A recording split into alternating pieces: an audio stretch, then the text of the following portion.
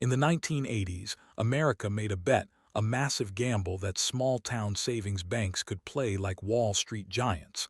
It was a time of bold promises, bright headlines, and easy money. Politicians claimed the future had arrived. Bankers felt unstoppable. Families were told the dream was closer than ever. But the dream didn't last. When it was over, more than 1,000 banks were gone. Communities were hollowed out. And taxpayers, ordinary citizens who never placed a single risky bet, paid more than $160 billion to clean up the wreckage. This is the story of the savings and loan crisis. A story about trust, temptation, and the cost of forgetting that stability, not speculation, once built America's financial heart.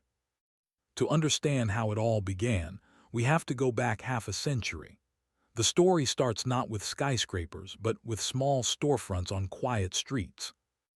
During the Great Depression, millions of Americans lost their homes. People stopped trusting banks and credit froze. To rebuild that trust, the government helped create a simple system: savings and loan associations, or S&LS. They weren't built for profit. They were built for people. Neighbors pooled savings so others could buy homes.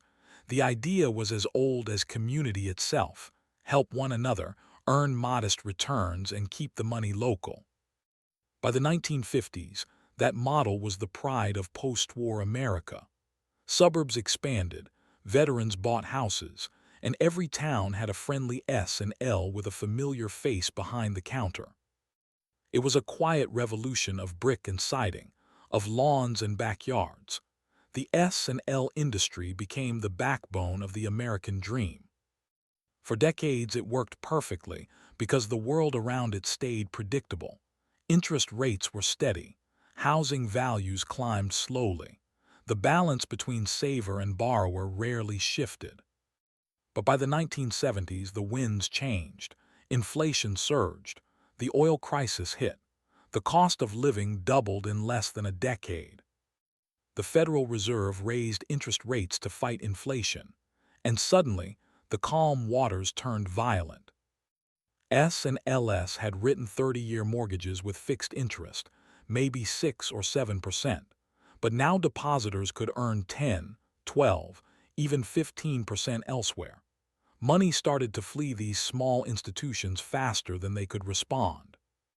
They were trapped. Paying high rates to keep depositors would bankrupt them. Letting customers leave would drain their lifeblood.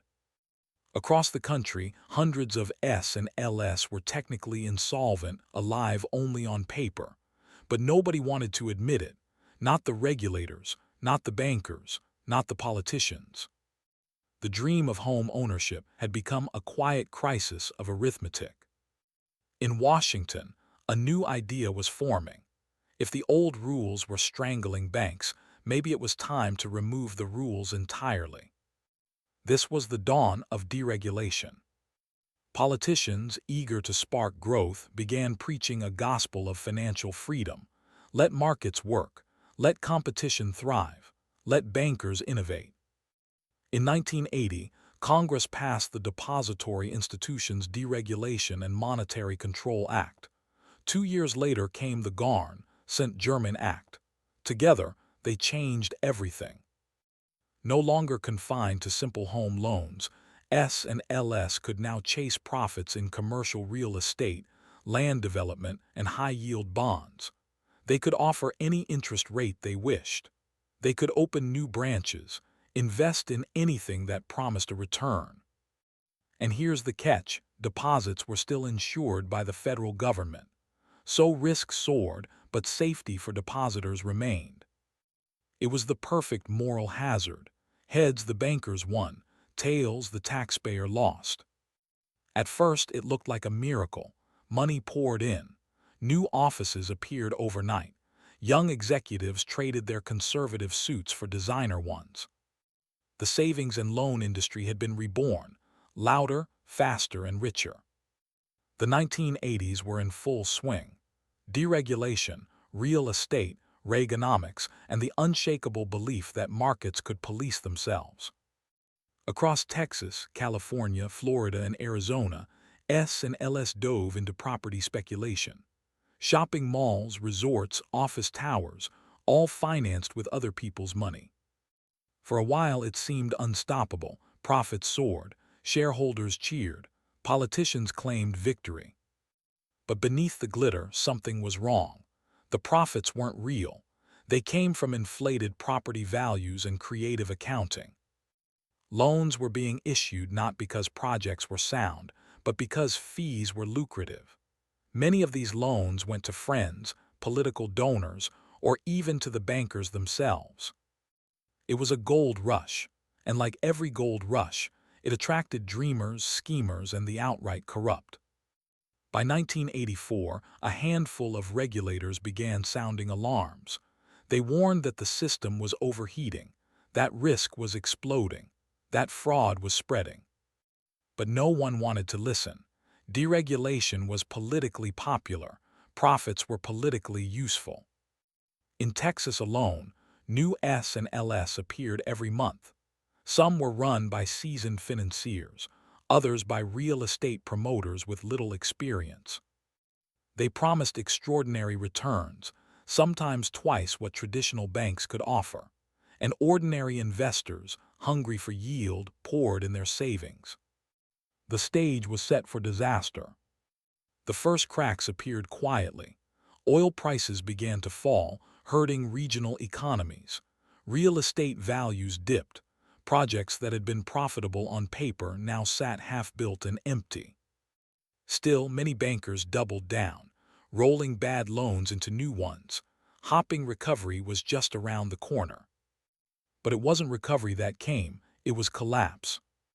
By the mid-1980s, the numbers stopped adding up. Defaults spread. Construction halted. Behind closed doors, accountants discovered billions in unrecoverable losses. Yet public reports still showed profits, propped up by creative bookkeeping. The illusion could not last forever. When the truth finally surfaced, it did so with the force of an earthquake. Hundreds of S&Ls were insolvent. Some had been insolvent for years. And with every failure, the Federal Insurance Fund, the one protecting depositor money, was drained further. Regulators realized the problem was not a few bad actors. It was systemic. The very structure of the industry had turned against itself. The press began reporting scandals. Names like Lincoln Savings, Silverado, and Empire became synonymous with excess and fraud. Executives were accused of falsifying records, of using depositor funds for personal gain, of bribing politicians for favorable treatment. Public confidence collapsed. For ordinary Americans, this was bewildering. These institutions weren't supposed to gamble. They were supposed to safeguard the dream of home ownership. Now that dream was bankrupt. By 1987, the scale of the crisis was undeniable. More than 500 S&Ls had failed. Another 400 were close behind. The insurance fund was depleted. The government faced a choice: bail out the system or let it collapse entirely. In 1989, the answer came with the Financial Institutions Reform, Recovery, and Enforcement Act, FIRREA. It dismantled the old regulatory agencies and created a new one, the Resolution Trust Corporation. Its job was simple in theory but impossible in practice: close the bad banks, sell their assets, and recover whatever could be saved. The cost was staggering. In total, over 1,000 S&Ls went under. The cleanup cost more than $160 billion, with taxpayers footing about $124 billion of the bill. Thousands lost their jobs. Entire communities lost access to credit, and faith in financial regulation was shaken for a generation. But the reckoning went deeper. Investigations uncovered widespread corruption and political favoritism. Some of the biggest names in finance and politics were entangled in scandal. The most famous case was Lincoln Savings and Loan, led by Charles Keating. His empire collapsed under accusations of fraud and mismanagement, costing taxpayers more than $3 billion. He became the face of the crisis, a symbol of greed and hubris in an era obsessed with profit. When Keating went to prison, many thought justice had been served, but for most victims, justice was symbolic. The money was gone, the system had failed them. The government promised reforms, new oversight, stricter accounting standards, and for a while it seemed those lessons had been learned. But history has a way of repeating itself. 2 decades later, in 2008, another financial crisis shook the world. Different instruments, different players, but the same moral hazard. Once again, risk was privatized and losses were socialized. Once again, faith in the system was shattered. Economists now look back at the S&L crisis as the dress rehearsal for the global financial meltdown. The patterns were identical: deregulation without oversight, easy credit, inflated assets, and a public left holding the bill. It raises a haunting question. Do we ever really learn from financial disasters, or do we just rename them for the next generation? Today, the echoes of that era still shape American policy. Many of the regulatory agencies created to fix the S&L crisis later became the backbone of the response to 2008. And yet, even now, new financial bubbles rise, in housing, in crypto, in corporate debt, each promising innovation, each carrying hidden risk. The savings and loan crisis was not just a story of failed banks. It was a story of misplaced faith.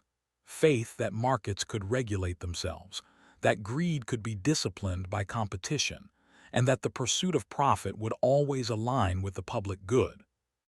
It was a reminder that in finance, as in life, unchecked freedom can become its own prison.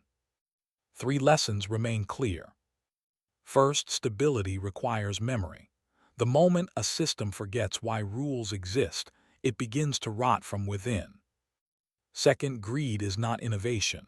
When profit outruns prudence, collapse is inevitable. And third, the cost of denial always exceeds the cost of prevention. The longer a society ignores its financial cracks, the deeper the collapse will be. The savings and loan crisis ended more than 30 years ago, but its story never truly ended. Its fingerprints are on every modern bailout, every market bubble, every argument about regulation and risk. Because what America bet on in the 1980s was not just bad banks. It was the illusion that prosperity could be permanent and that history could be outrun. It couldn't. The dream of easy money, the belief that the rules no longer applied, those illusions always end the same way, quietly at first, then all at once. And when they do, it's never the gamblers who pay the price.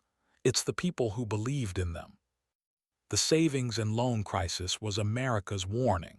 Whether we've heard it, or whether we're destined to repeat it, remains to be seen. If you learned something new from this story, share it, because history only protects those who remember it. And maybe, the next time the promise of easy profit returns, we'll recognize the sound of the storm before it hits again.